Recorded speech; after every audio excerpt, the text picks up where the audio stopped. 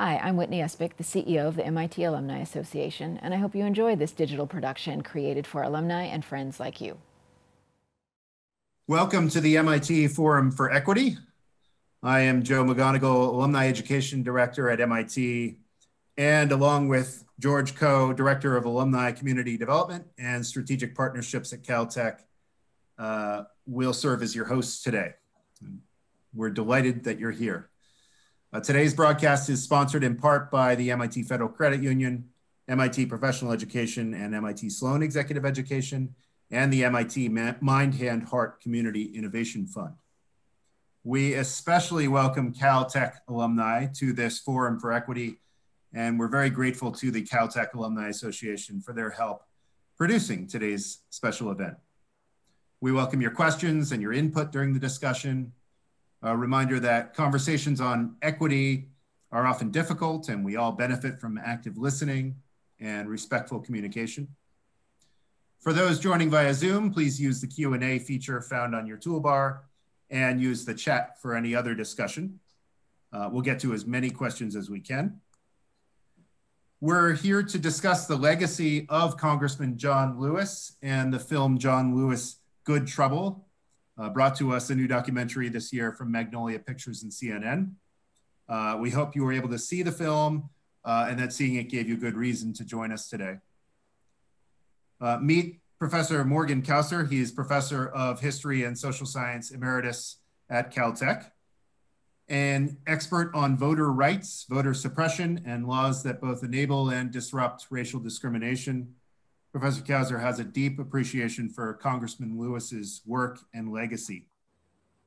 We'll post a link to Professor Kausar's full bio in the chat, but let's also congratulate him for his retirement, which began this summer. Professor Kausar, thank you for coming out of retirement to join us for this special event today. And the floor is yours. Welcome. Thanks very much. It's quite strange. I've been talking about voting rights and the Supreme Court and race relations for 50 years. And my kids and wife and random people on the street have been suffering through lectures and talks for all this time.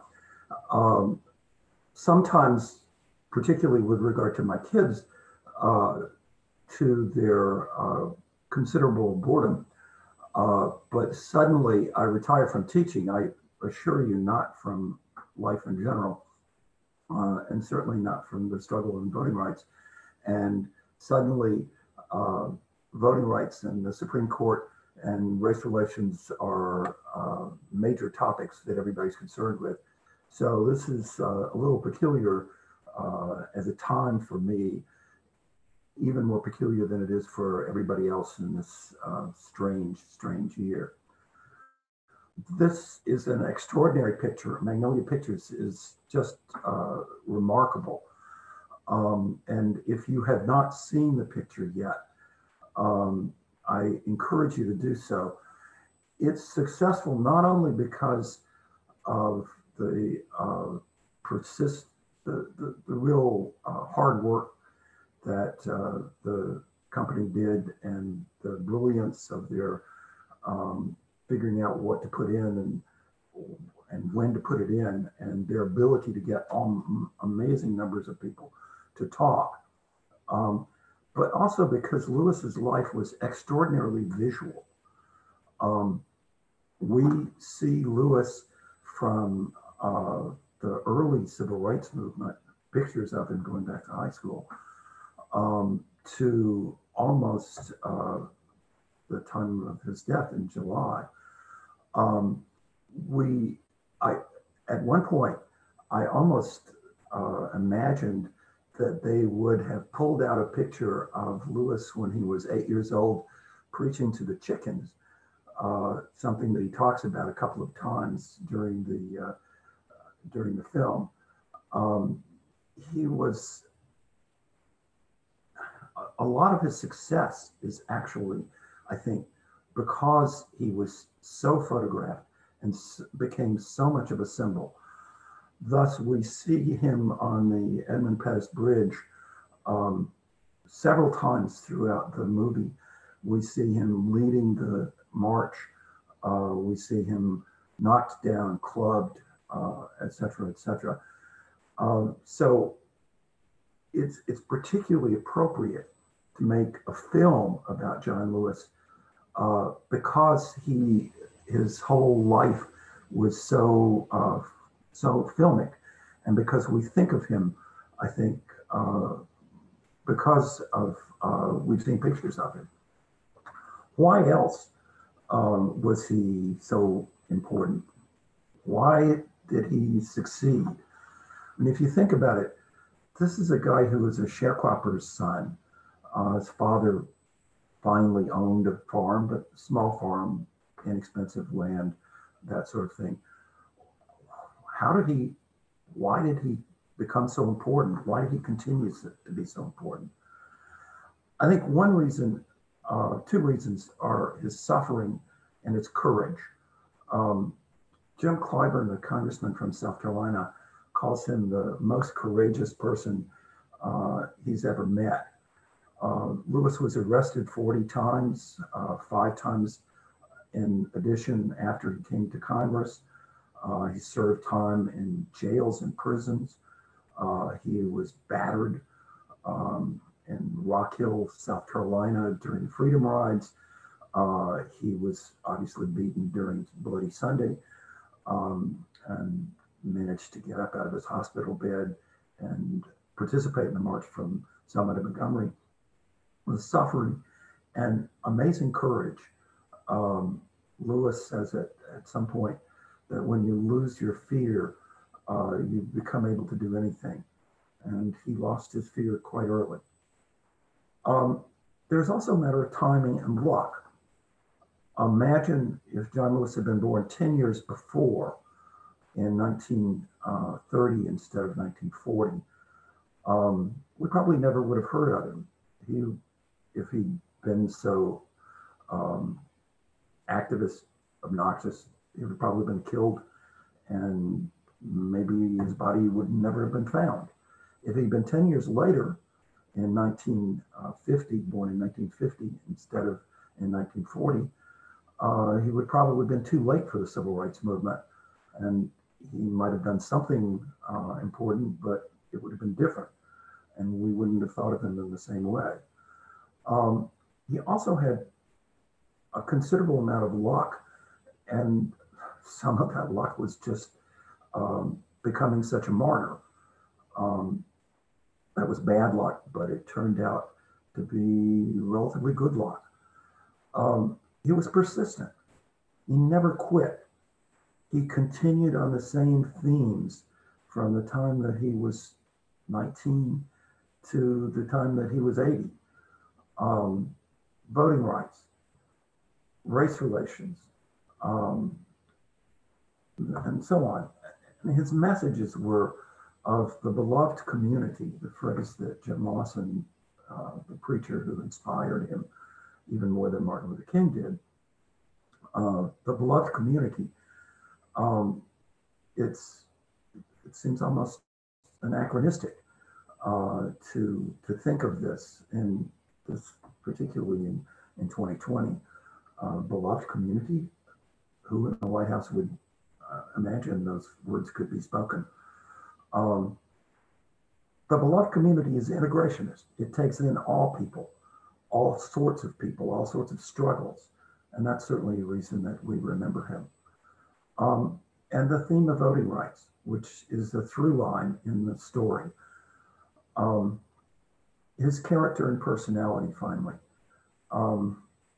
His character seems, as it is presented, so essentially simple and pure.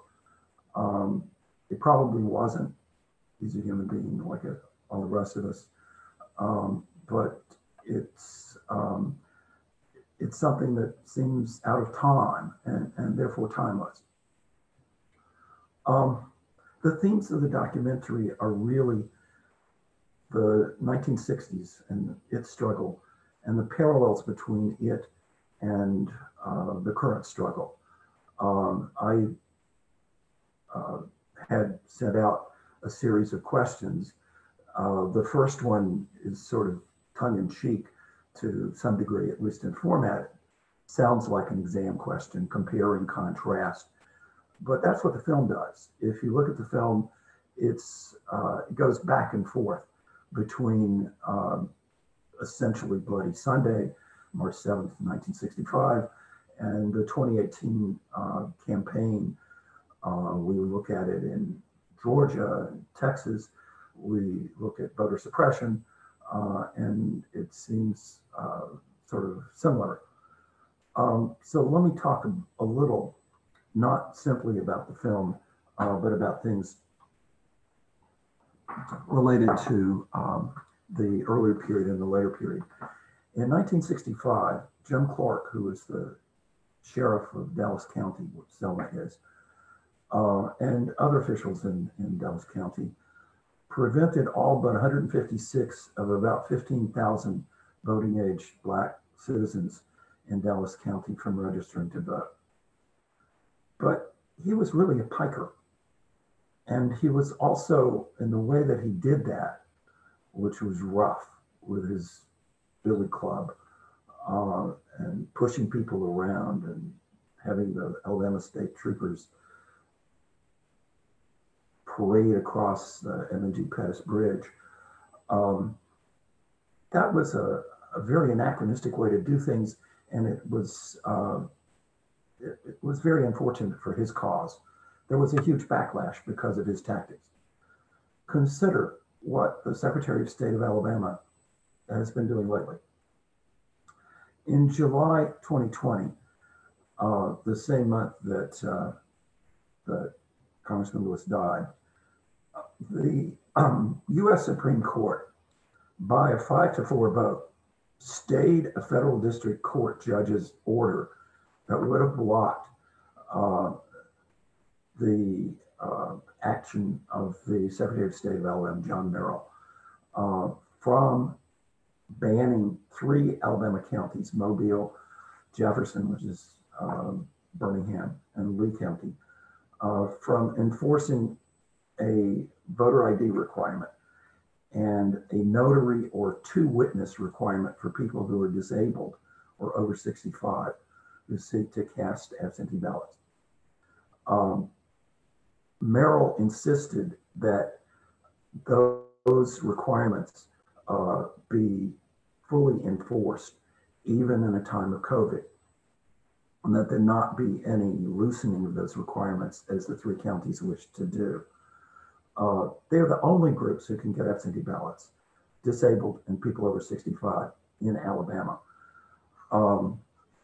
So when a federal judge and the appeals court said those requirements should be loosened for this particular time, Merrill appealed to the U.S. Supreme Court, and the U.S. Supreme Court granted his request to keep the provisions in effect. John Merrill tweeted this to the people who had sought to liberalize those requirements. Quote, "When I come to your house and show you how to use your printer, I can also show you how to tie your shoes and to tie your tie. I could also go with you to Walmart's or Kinko's and make sure you know how to get a copy of your ID made while you're buying cigarettes or alcohol." This is how he treated people who were over 65 or disabled in Alabama, citizens who had the chance to vote for him or not vote for him if they could somehow manage to vote in sort of circumstances. A couple of weeks ago, the Supreme Court stayed another district court opinion that had stopped Secretary of State Merrill from banning curbside voting for the disabled or the aged who want to vote in person, who are worried about voting by mail. Montgomery County, where Montgomery is, in Jefferson County, Birmingham, had sought to make curbside voting available. There was a very extensive trial. It had lasted several months. It started in May. Not the trial, but the motion started in May. As in recent cases, the Supreme Court issued no opinion, but Justice Sotomayor issued a dissent, joined by Justices Breyer and Kagan. After a fairly extensive discussion of the law and evidence, Justice Sotomayor quotes one witness who testified before the Federal District Court, a Black man in his 70s with Parkinson's and asthma, who testified that so many of my ancestors even died to vote. And while I don't mind dying here, I think we're past that. We're past that time. Not apparently according to the Secretary of State. Let me bring up some statistics that seem anomalous given this particular situation. They come from a really good article in the Atlantic this month, and they quote some polling results from the 1960s. In 1964, a poll taken 9 months after the March on Washington found that 74% of Americans said that such mass demonstrations were more likely to harm than to help the movement for racial equality. In 1965, after the Selma to Montgomery March, less than half of Americans said they supported the marches. In contrast, a June 2020 Monmouth University poll found increases across all races in the belief that law enforcement discriminates against Black people in the United States. The same poll found that 76% of Americans considered racism and discrimination a, quote, big problem, up from 51% in 2015. In a Pew Research Center poll the same month, 67% of Americans expressed some degree of support for Black Lives Matter, much more than for the Civil Rights Movement. So we've got this paradox. Public opinion is much more favorable to racial change, and yet a lot of public policy, and in particular the Supreme Court, is going very much the other way. Lewis's legacy is something that pushes us to change that, to bring law in line with public opinion. But Lewis was a very peculiar person in many respects. There are a lot of puzzles, and some of them are implicitly brought up in the film. Some of them are not clearly explored. There's plenty more to learn about Lewis. There will be a biography of him, a full biography of him, published sometime in the next few years by a guy at Rutgers. Right now, there is John Meacham's biography, which is a little thin. It was rushed out to take advantage of the fact that there was a tremendous amount of interest in Lewis. But if you're interested in Lewis in general, that's a place to start. Puzzles.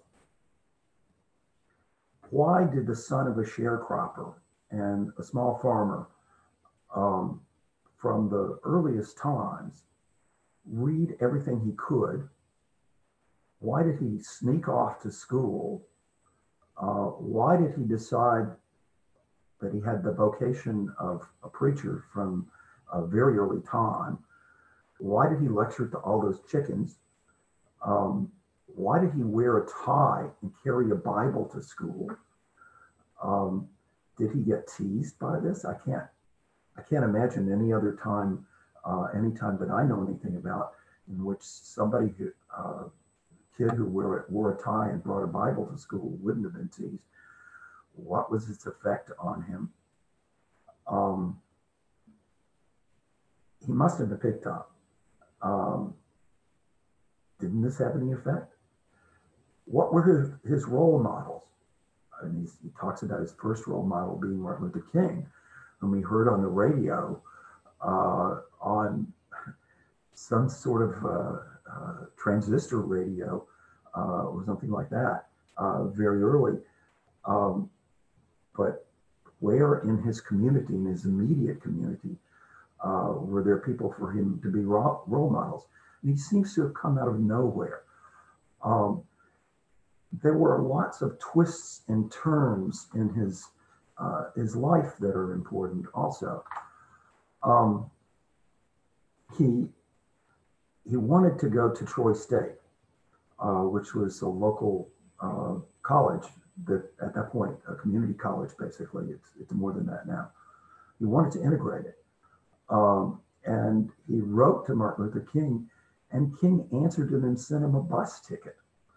And he went over to Montgomery and met King.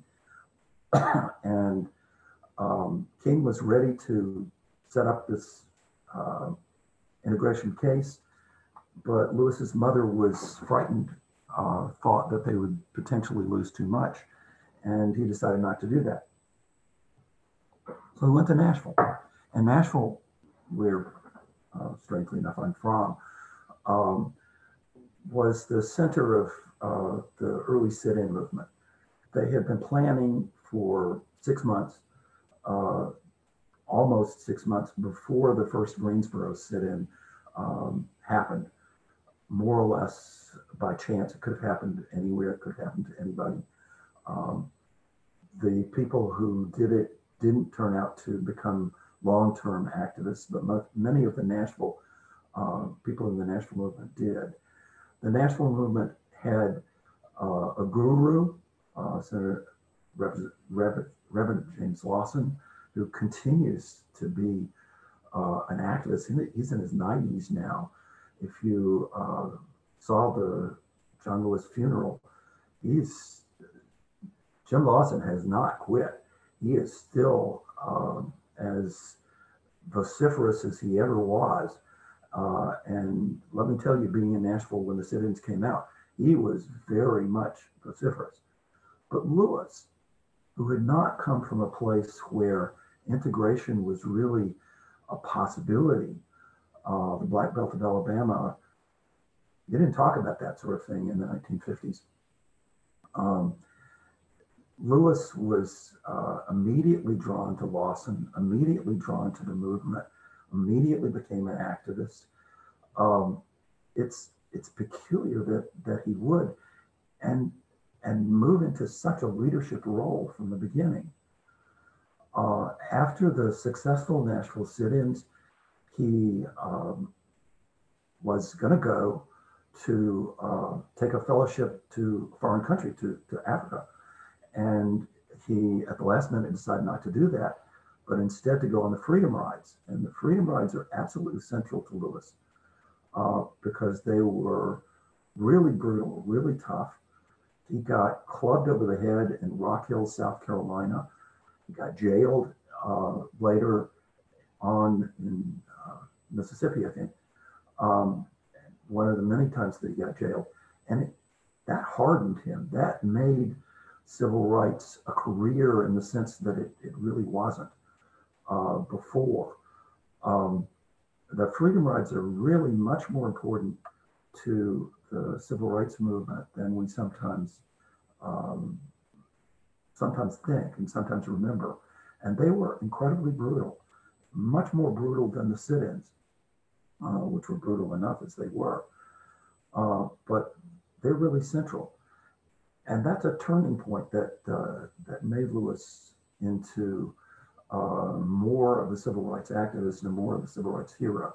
So he got elected chairman of SNCC in 1963, and he was giving speeches all over. He was in voting registration efforts in Alabama and Mississippi, though he did not take a particularly prominent role in Freedom Summer in Mississippi in 1964.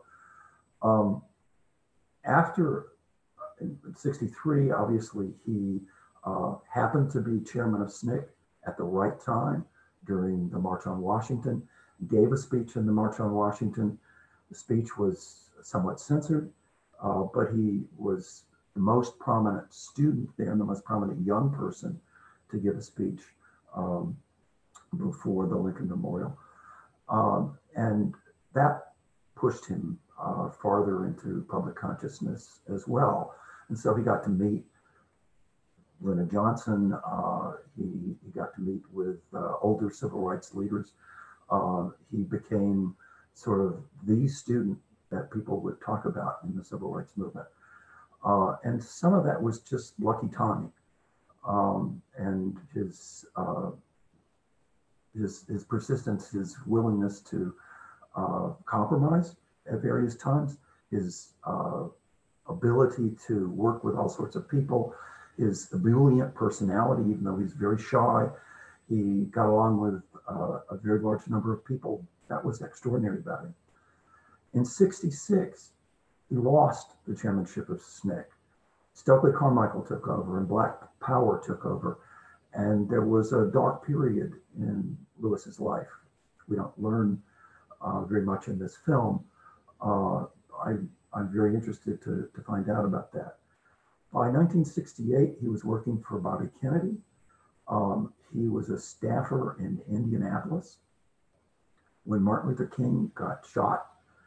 And Kennedy was supposed to give a speech to a predominantly Black audience in Indianapolis. Many of Kennedy's staffers said, "Don't do it. You're a white man, you're talking to an angry Black audience. You can't do this." Lewis encouraged him to make that speech.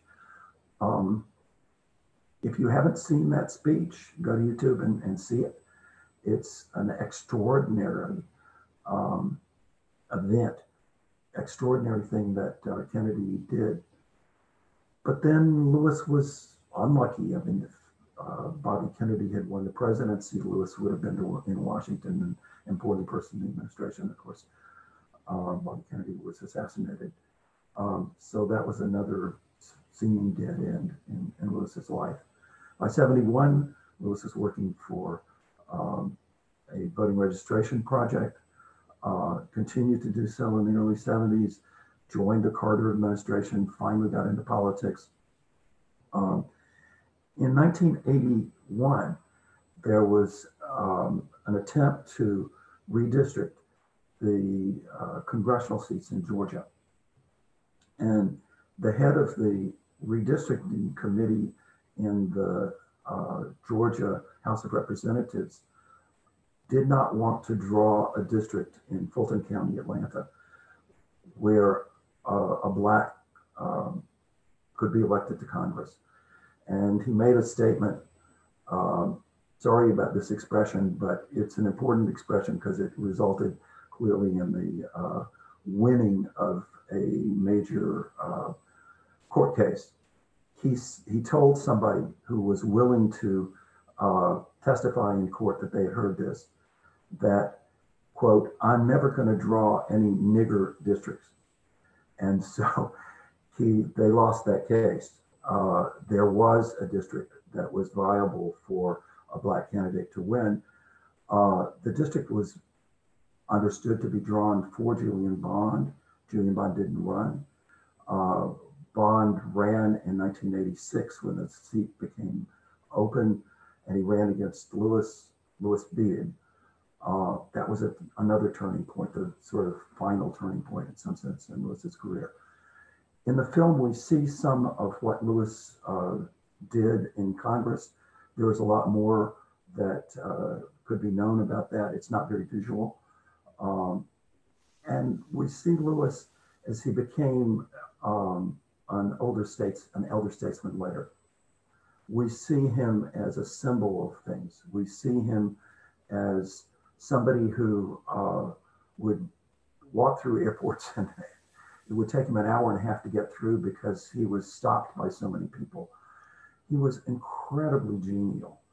I happen to know this because my son and his family and my grandchildren went to Washington a year and a few months ago, and they were going around Congress being led by Fed's Congressman Mike Levin, and they happened to run into Lewis.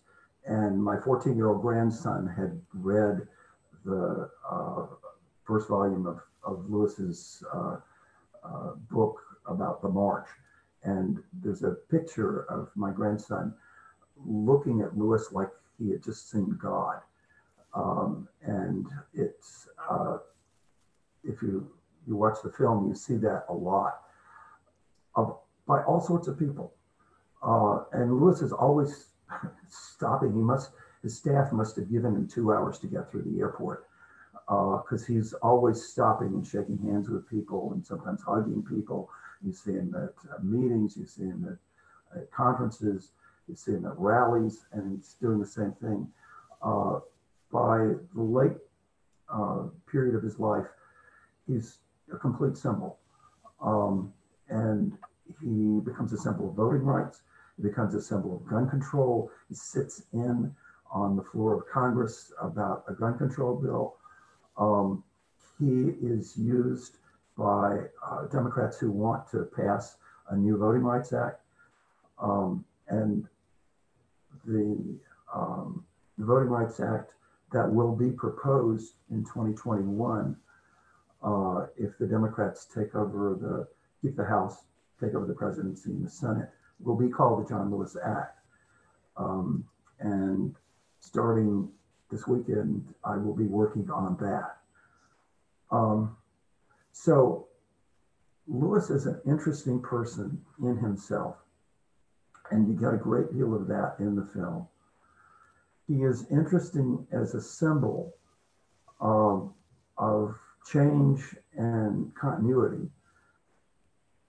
He's interesting, I think, for us as sort of talisman of the question about whether it is ever going to be possible in the United States to have a better racial world. And certainly he reminds us that this is a struggle that's not going to ever be finished. He continued to struggle. And if you look at what happened during the 70s, 60s and 70s, and what continues to happen today, I think Lewis reminds us of this. It's extraordinary in this amazing year, which doesn't seem to have time. Time seems to pass differently in this year. Will it ever be over? I think lots of people feel that question very, very deeply. In this year, within 2 months of each other, two people who were very much symbols of struggle for equality died. And I think that their struggles, Ginsburg and Lewis, remind us of, on the one hand, the importance of struggle, and on the other hand, the fact that we still have a long way to go. So let me stop there, and I understand that there are some questions in the question and answer and probably in the chat. So you can answer, and we will have a further conversation. Great. Well, allow me to jump in. Thank you so much, Professor Kausar, for those opening remarks. And I feel I can just see while you were speaking that all these amazing questions have appeared, and I'd love to share them with you. And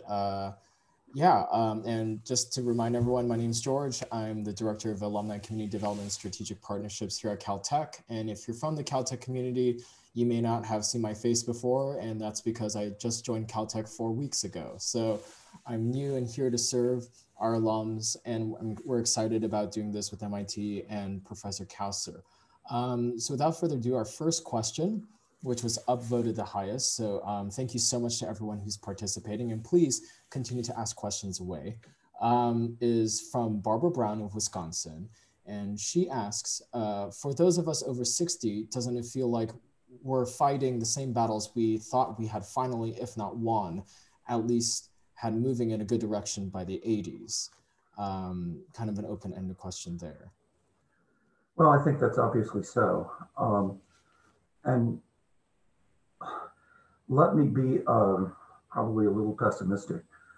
Um, in as most of the people who are listening here probably are aware, in 2013, the U.S. Supreme Court decided Shelby County versus Holder, and Eric Holder actually talks about this in the video a good deal. Shelby County versus Holder effectively overturned Section 5 of the Voting Rights Act. Section 5 was the pre-clearance section of the Voting Rights Act. If you want to know way too much about Section 5, I wrote a 108-page, 662 footnote article about the history of Section 5, and it's available for download free on the Caltech website if you follow it to my articles. Section 5 is the most important part of the Voting Rights Act. It stopped a great many changes that would have taken place. And since Shelby County versus Holder, we have seen a great many voter suppression laws that would not have gone into effect otherwise. I happen to have testified on voter ID in Texas and North Carolina, and I would testify on voter ID in Alabama, but that case is probably never going to go to trial. It was decided at the summary judgment level, and I won't go into the details, but that's a case that you'll probably never hear of. I think that's actually the strongest case of the voter ID cases in the country. After Shelby County, which I think was very incorrectly decided, and I have an article on that, and I testified before the House Judiciary Subcommittee a year ago, and the material there, which I could send you if you will email me, I will send you a copy of my testimony there. I think the case was very much wrongly decided on factual grounds, and it's precluded actions that that would have stopped a lot of voter suppression. It has been extraordinary to watch, and I've been spending an inordinate amount of time looking at all of the cases, which I refer to as COVID cases, laws that were sought to be changed, relaxed, etc., because of the plague that has hit us, making it easier to vote. And a huge number of these things have been stopped, if not at the district court level, then at the appeals court level, if not at the appeals court level, then the U.S. Supreme Court level. And with the Supreme Court now turning very far right, what I expect to be called now the Barrett Court, not the Roberts Court any longer. I think it's going to get worse. In a case called Cantor versus Barr, in dissent, Judge then Barrett says that in her view, rights can be divided into two kinds of rights. There are individual rights.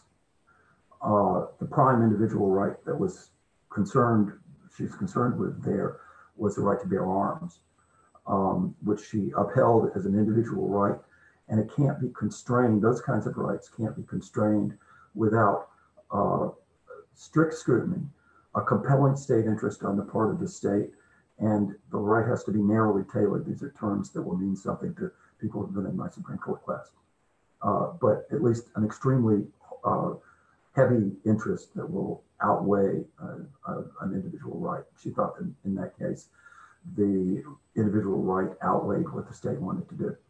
And there are civic rights which can be constrained with only a rational basis, much less important rights. Anything that a judge or a lawyer can make up as to the reason why they're passing this law. Civics rights include the right to serve on juries and the right to vote. And they are much more easily constrained. They don't require the level of justification that individual rights, like in her view, the right to bear arms do. If that is Judge Barrett's philosophy and now Justice Barrett's philosophy, voting rights are in for a very hard time. The U.S. Supreme Court now has taken cert. They will hear two cases from Arizona, which could result in the overturning or certainly constraining of the remaining very important section of the Voting Rights Act, Section 2. They will hear it with a full 9-person court, including a 6-3 majority that seems to be overwhelmingly against voting rights. If Democrats take the House and the Senate and the presidency, they will pass new voting rights legislation. They will certainly pass the John Lewis Act. Exactly what the terms of the John Lewis Act will be, I'm not sure yet. I don't think anybody's sure yet. But as I said, I will work on that. But I fear what the Supreme Court and other courts now packed with Trump nominees will do under that circumstance. I'm sure that the day after the law is passed, it will be enjoined in some federal district court. And then we will have to fight as to what the justification for the congressional action is. Watch that fight. Yeah, and thank you, Professor Kaus, for answering that question. And going off of that, Raif asks, you just outlined some specific strategies the Democratic Party can do if they take control of Congress, the executive branch, to pass these new laws. Is there, aside from that specific strategy, are there any other effective strategies to fight for voting rights? Do you see, if, for example, the Democrats can't take back control of Congress and the executive, how else would there be an effective strategy to fight for more equal voting rights? Well, some of that can be done at the state level. If there is control at the state level, and it has become a partisan issue. One of the things that's extraordinary about the history of voting rights in the United States is that there have been 2 eras in which voting rights has been a very partisan issue. Reconstruction in the late 19th century, no Democrat in Congress voted for a single Civil Rights Act between the 13th Amendment and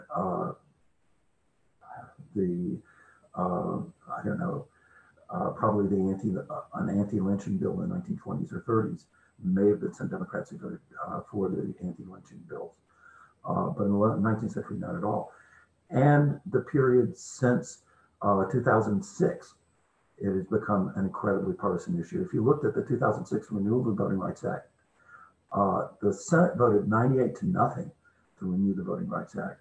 And there were only about 25 votes in the House against the renewal of the Voting Rights Act. Since then, it has become an incredibly partisan issue, and has also become an incredibly partisan issue on the state level. And that's extremely distressing. The Voting Rights Act probably wouldn't have passed in 1965 in the first place without major support from the Republican Party. And Republicans as a party actually supported the Voting Rights Act more than Democrats did, because Southern Democrats were often against the Voting Rights Act. That changed by 1981, 82, but it has become an extremely partisan issue.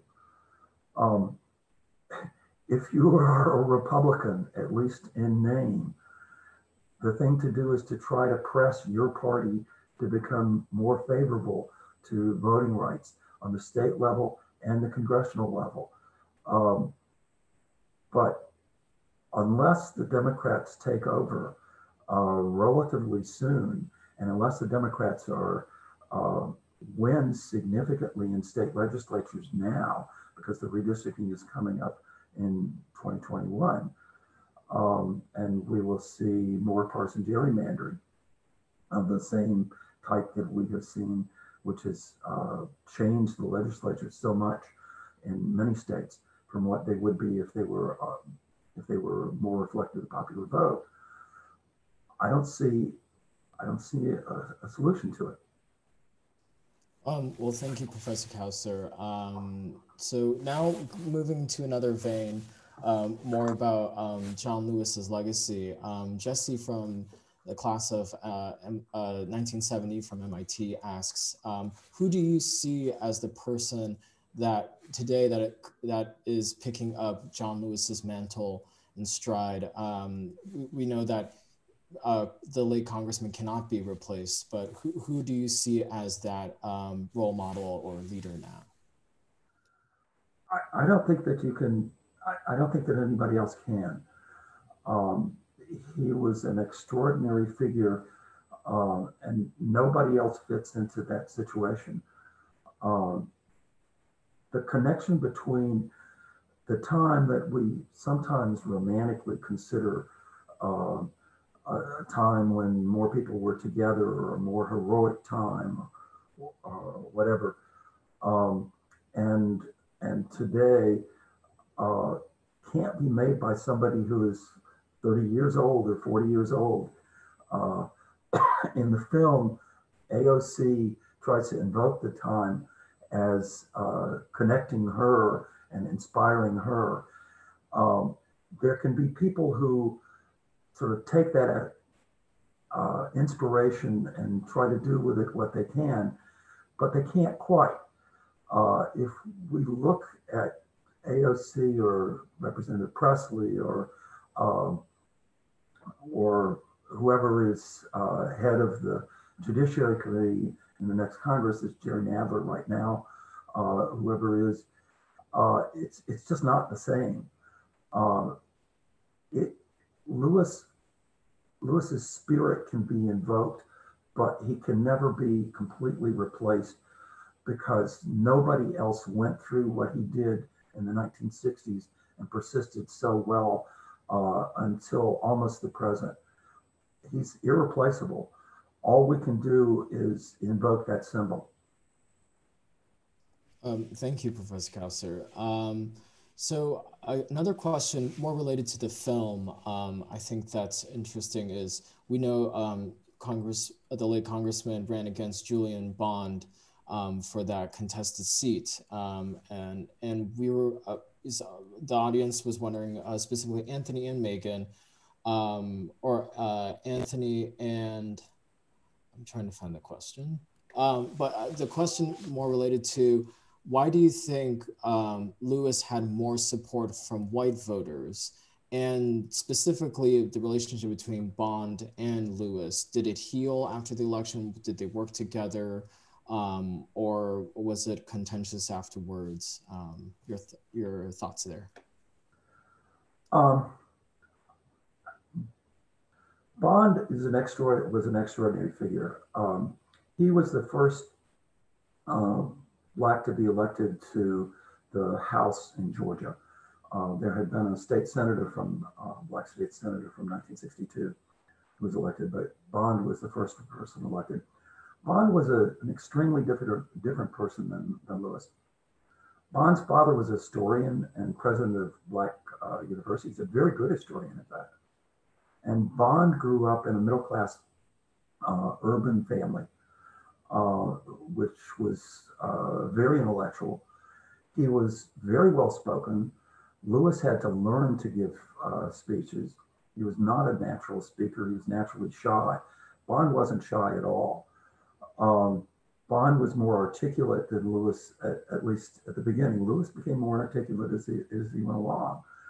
By the time he got to the end, by the time he gave the commencement address at Caltech, which is wonderful, he was terrific. But early on, Bond was different. Bond got thrown out of the Georgia State Legislature because SNCC had come out against the war in Vietnam. And it took a US Supreme Court case to get Bond reseated. But Bond was much more of a political force in the Black community, much more visible to even the white community. And so even though you couldn't tell any difference at all between Bond and Lewis in political ideology or anything else, when they ran against each other in '86, when Weiss Fowler, who was a liberal white Democratic congressman, successfully ran for Senate and left the 5th Congressional District open for them to run in. There was no distance between them on ideas, but the white community had seen too much of Bond and turned against him. It was also a dirty campaign, apparently on Lewis's part. There were rumors that Bond used cocaine. They may or may not have been true.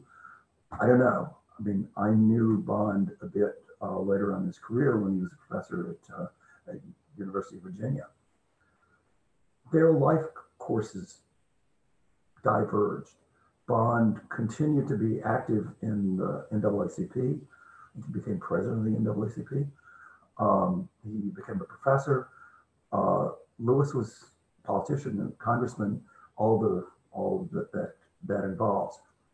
I don't think they ever really came back together again, but we'll have to await the biography. I'm sure that the authorized biography will get into that a bit more and answer lots of our questions. But think of yourself, if you sort of run the hypotheticals through. Think if Bond had won in '86 but sat in Congress thereafter, how would he have differed as a symbol from Lewis? What would Lewis have done? Bond didn't get his head beaten during the civil rights movement nearly so much as Lewis did. He was not, he didn't have that rags to riches story that Americans love so much. He would have been a symbol of something, but something very different from Lewis. And how would that have changed the way that we think about the struggle? Something to think about. Yeah, thank you so much, Professor.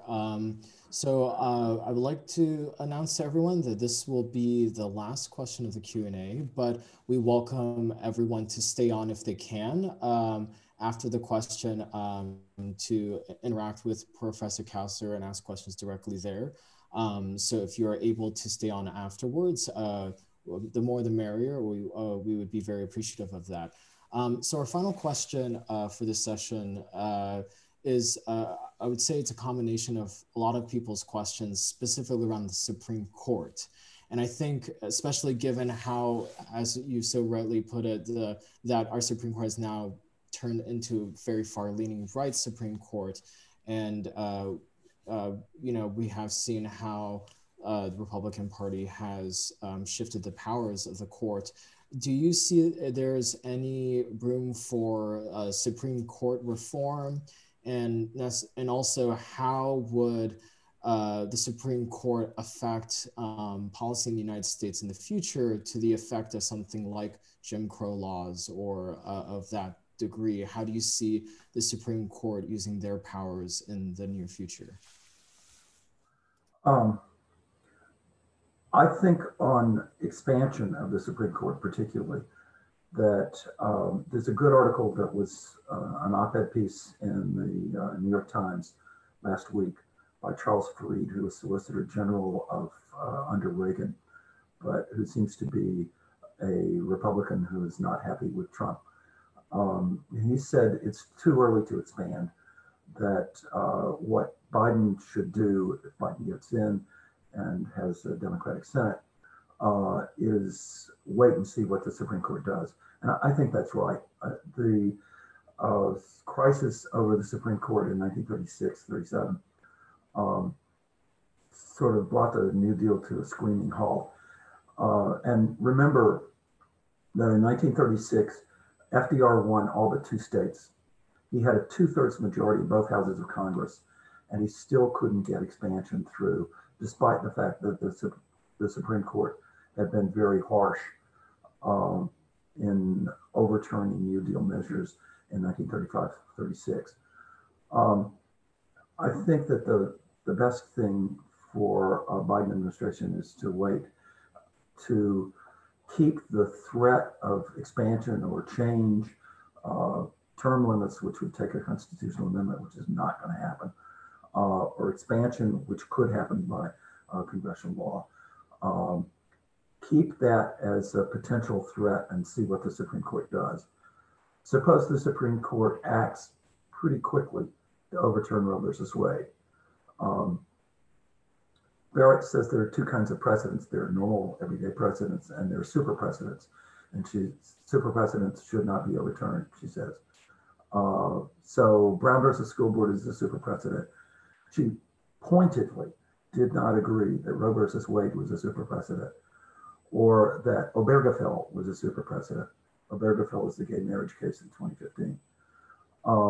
Suppose the Supreme Court moves quickly to overturn not only the Voting Rights Act, but to overturn gay marriage and to overturn abortion. Then there would be the possibility of a move to hold the Supreme Court in. Suppose that it moves even more quickly to overturn Obamacare, which seems fairly likely. I think it did not seem likely until Barrett's nomination.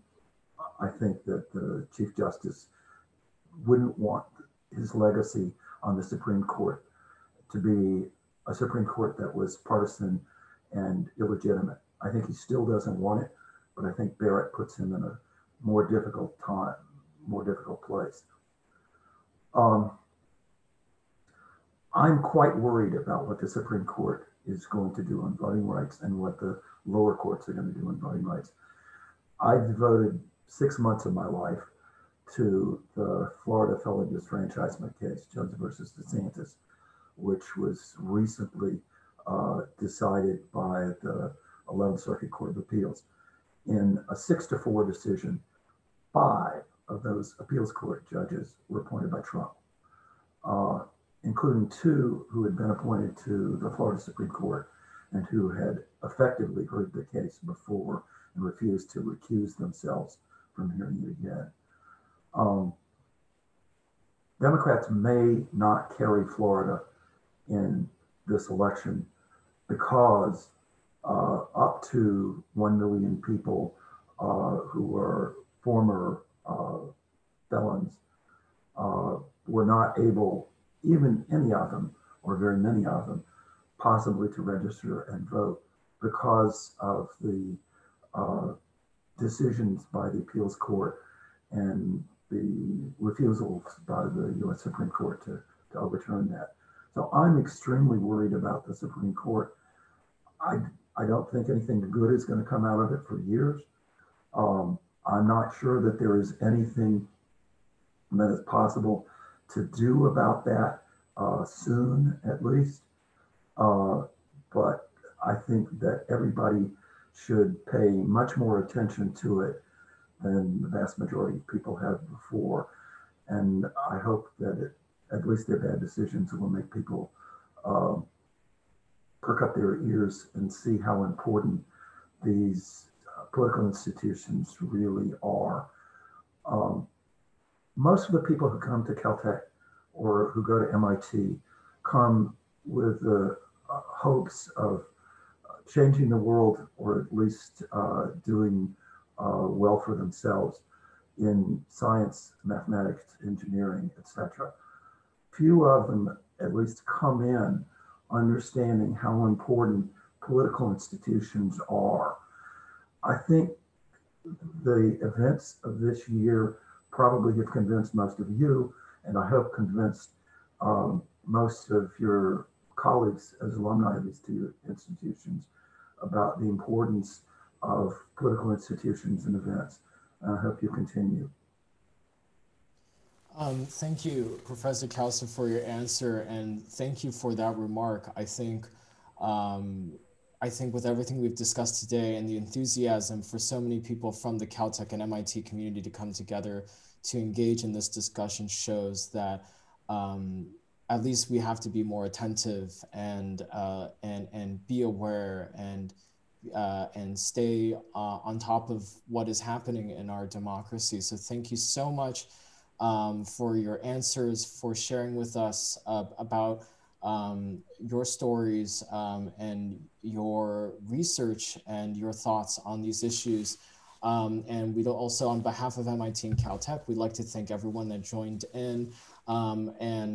If you would like to rewatch this session at any point, you'll be able to do so on the MIT website. Details are in the chat and will be emailed to you afterwards. I'd like to thank Joe, Moana, and Paige from MIT for co-hosting this event, for setting up all the technical things. And again, another big round of thanks to Professor Kauser, without we could not have done this event.